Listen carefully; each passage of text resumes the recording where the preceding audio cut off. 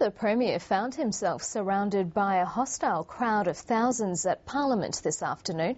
Protesters loudly vented their anger over the increasing amount of skilled work being sent offshore.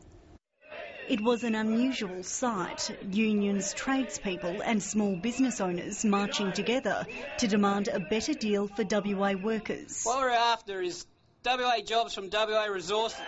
They gathered in the city and then took their message to Parliament House. What do we want? What do we want now? The Premier agreed to speak to the protesters, but failed to win them over with his opening line. Western Australia is not in a resources boom, but...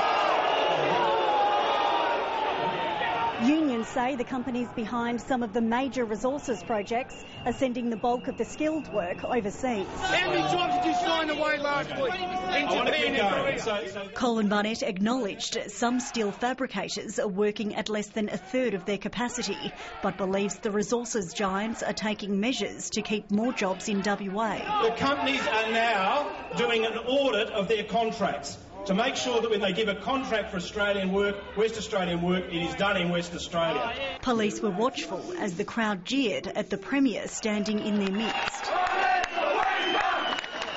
The Premier rejected protesters' calls for new laws to address the issue, but the opposition says it will introduce its own legislation. What our legislation will require is a skilled work agreement for each project valued at over $200 million, for that agreement to be made public.